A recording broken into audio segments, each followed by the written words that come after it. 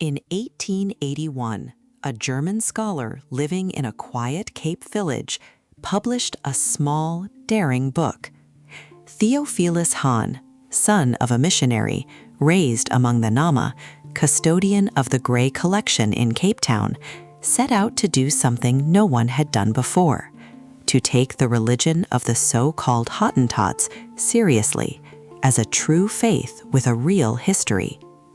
At its center stood a single sacred name, Tsui-Goab, the supreme being of the Khoi-Khoi. This is the story of that name and of the people who whispered it toward the dawn. Hahn's wager is that the deepest history of a people without writing lies locked inside their language and their gods. To understand the Khoi-Khoi, he says, we must decode one word, Tsui-Goab, the name they invoke in joy and in terror alike. Travelers had dismissed their faith as childish superstition. Missionaries had stamped over it with the Christian God. Hahn, instead, gathers the old prayers, legends, and customs as genuine productions of the Khoi-Khoi mind, then turns the tools of comparative mythology upon them to recover a forgotten religion of the dawn that the world had refused to see. First, the people themselves, pastoral nomads of southern Africa whom Europe miscalled, and whose very language preserves the memory of a vanished homeland. When Dutch sailors reached the Cape of Good Hope, they met a yellow-skinned people herding great flocks of cattle, sheep, and goats, peaceable, hospitable, and speaking a tongue full of clicks. Baffled, the Dutch named the sound Hottentot, an old Frisian word for a stammerer, a gibberish. But the people called themselves Khoi-Khoi, men of men, men par excellence. Hahn insists they are no savages, but a distinct pastoral nation, cousins yet masters of the hunting bushmen, the San, whom they often conquered and despised. To name them rightly, he argues, is the first act of respect. Hahn, a trained philologist, reads the Khoi-Khoi language as buried history. Its clicks and its gift for abstract words, truth, mercy, eternity, holiness, reveal a people of high mental power. Most striking is their decimal counting, a full base 10 system invented long before any European contact. Gore, their word for 5, is simply the open palm. DC, 10, means finished, done.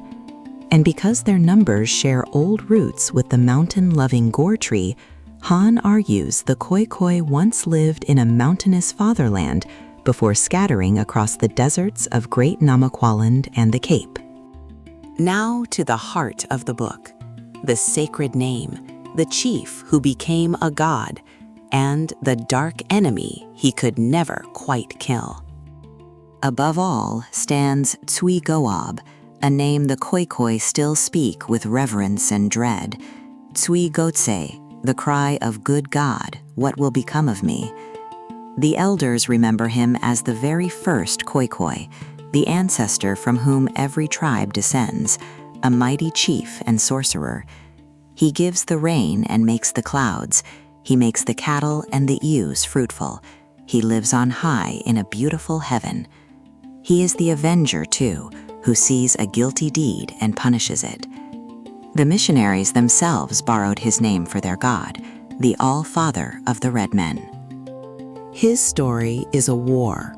Tsui-Goab fought Gaunab, the evil one who kept slaughtering his people. Beaten again and again, Tsui-Goab grew stronger with every battle, until a single blow behind the ear destroyed his enemy.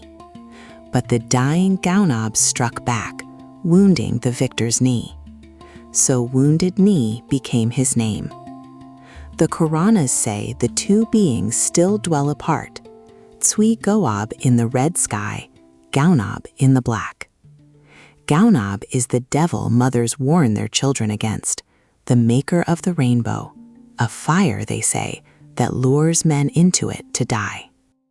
What makes Tsui-Goab a god and not a mere hero is that he conquers death itself. He died several times, the elders say, and several times he rose again. And whenever he came back to us, there were great feastings and rejoicings. Milk flowed from every kraal, and fat cows and ewes were slaughtered in joy.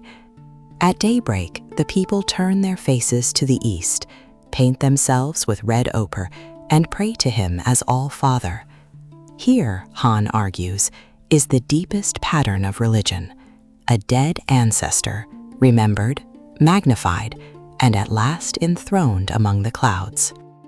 Beside the high god stands a nearer figure, the Ancestor-Hero of 100 graves, worshipped wherever the stones are heaped along the road.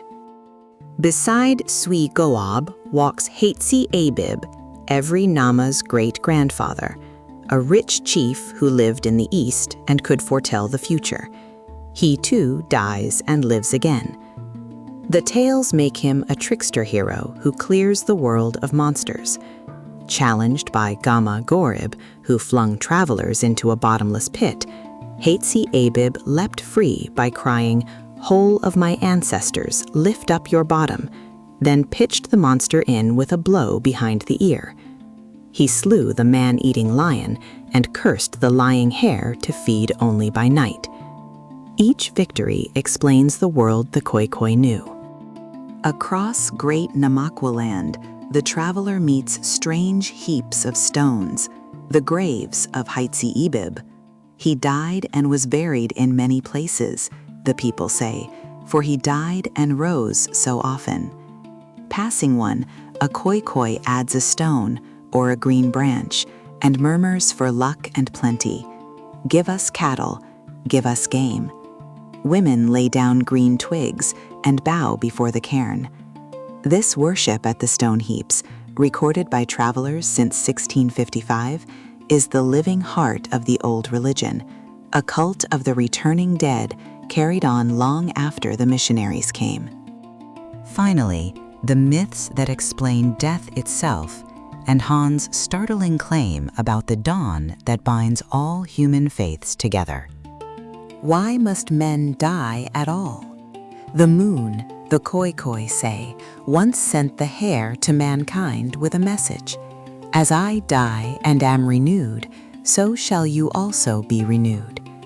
But the Hare twisted the words, telling men instead, as I die and perish, so shall you also perish. For that lie, death entered the world, and to this day, the old Namakwas will not eat the hare's flesh.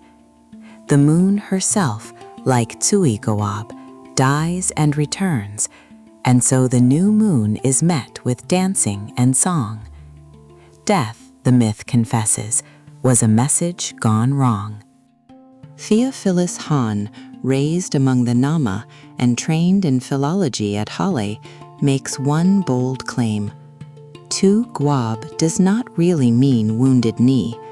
Sound by sound, he shows, the name dissolves into Goab, the approaching day, the dawn, and Tu, red as a fresh wound, the red daybreak itself.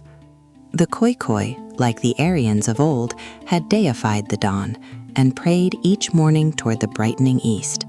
Beneath all the world's faiths, Hahn concludes, lies one psychical identity of the human mind, forever reaching for the infinite through the first red light of morning. Hahn's little book did what no traveler had managed. It listened. In a clicking language and a handful of fireside legends, he found a coherent religion, a high god born of the red dawn, a hero who would not stay dead, a moon that taught men mortality. He could be wrong in the details, and often was, but he honored the Khoi-Khoi mind as the equal of any. Tsuni Goam remains a landmark, proof that the peoples Europe dismissed as savages carried, in their oldest words, a vision of the infinite. Subscribe and keep listening for the dawn.